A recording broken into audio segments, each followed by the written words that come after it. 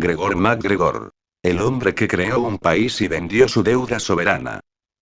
La revista británica The Economist lo definió como el rey de los estafadores.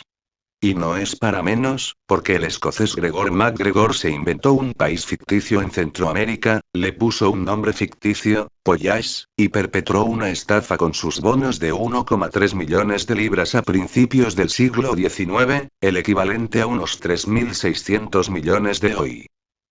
MacGregor era un militar escocés de prestigio, perteneciente al clan Gregor, cuyo miembro más insigne fue Rob Roy, el Robin Hood escocés, inmortalizado por Liam Neeson en una película con el mismo nombre. Su carrera comenzó en la Guerra de la Independencia Española, como parte del ejército británico que ayudó a Portugal. En 1810 dejó el ejército británico y posteriormente participó en la Guerra de Independencia de Venezuela, alcanzando el grado de general luchando contra España entre 1812 y 1816. Pronto se descubriría su vocación de fundador de países. En 1817 conquistó la isla de Amelia, en Florida, y declaró la República de Florida, presuntamente por encargo del propio Simón Bolívar. Pero Estados Unidos tenía otros planes, y consiguió anexionarse la isla y pactar con los españoles la cesión. La creación de Pollais. Cerrada su etapa militar, llegó la de estafador a gran escala. A su vuelta al Reino Unido en 1821, proclamó que el Jorge Federico Augusto, rey de los Misquitos, en la costa de lo que hoy es Honduras, le había nombrado cacique de Pollais, un territorio mayor que el de Gales, presuntamente rico en recursos naturales pero sin desarrollar. La realidad es que había comprado el terreno a cambio de joyas y ron, pero ni se le había dado cargo ni eran tierras apropiadas para la agricultura y la ganadería. Las promesas riqueza del militar, que se había ganado cierta fama en Londres, caló, y MacGregor consiguió no solo vender bonos de un país que no existía, sino que incluso organizó expediciones con colonos. El timador escocés se aprovechó de un clima propicio tras la derrota de Napoleón, con una economía británica creciendo. Como consecuencia, el gobierno conseguía emitir a intereses cada vez más bajos, rondando el 3%. Como suele pasar, los inversores comenzaron a buscar otras opciones con mayores rentabilidades.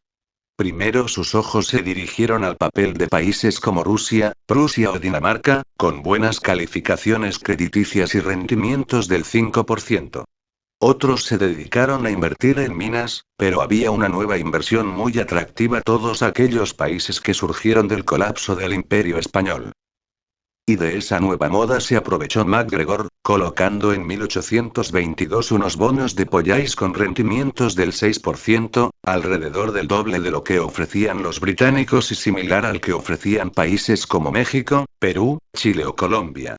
Aunque no existía ningún registro del país, las promesas hicieron su efecto, ayudadas por una campaña de publicidad enorme, que incluyó anuncios en prensa, panfletos, libros e incluso una canción que comenzó a sonar por las calles de Londres, Edimburgo y Glasgow. En busca de colonos para su país.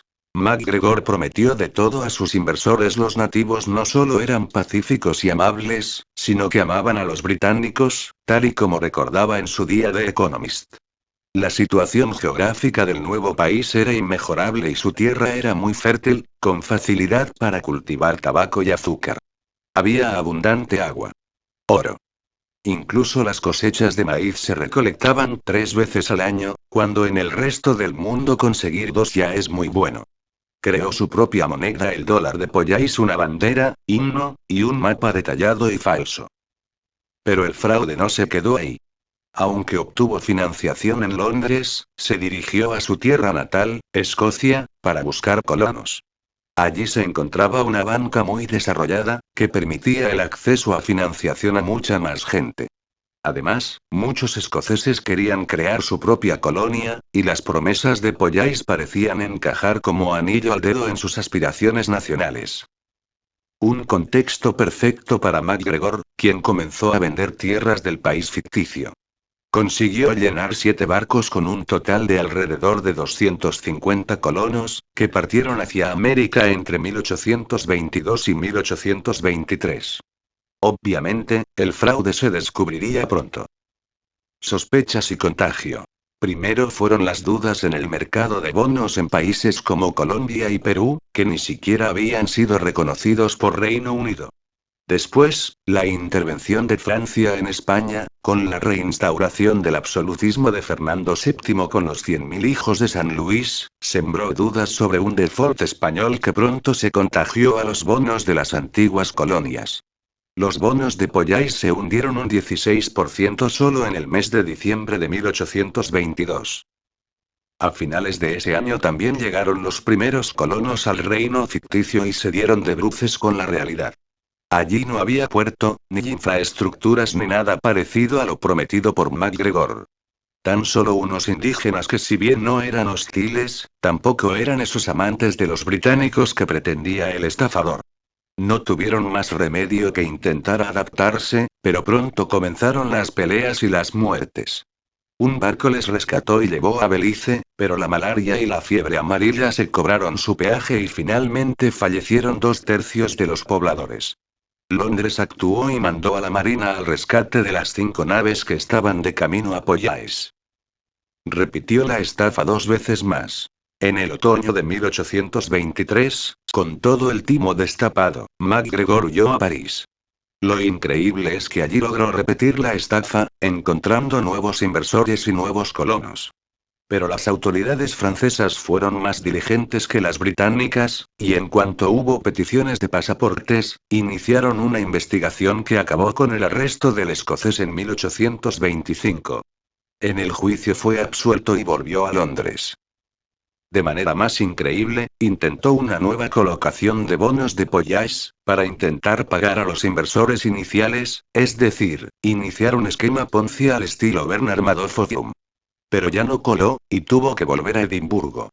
Perseguido por sus estafados, tuvo que emigrar a Caracas en 1838, donde murió en 1845 a los 58 años de edad, aunque antes fue condecorado, nacionalizado y recibido con honores de héroe nacional. El asunto de enviar colonos a la muerte cuando ya había conseguido el dinero de la emisión de bonos siembra dudas sobre los motivos de MacGregor. Tal y como explicaba The Economist, probablemente se creía que iba a colonizar un país. Soñador, narcisista y obseso, creía que sus ancestros habían participado en el fracasado Proyecto Darien, un intento de colonia escocesa en el Istmo de Panamá. También estaba convencido de descender de una princesa inca. Conocido por sus vicios y sus excesos, creía que estaba predestinado a liderar un país, como ya mostró en su intento fracasado de República de Florida. Probablemente, MacGregor se creía su propio fraude, aunque no tuvo reparos en estafar y mandar a la tumba a numerosos compatriotas.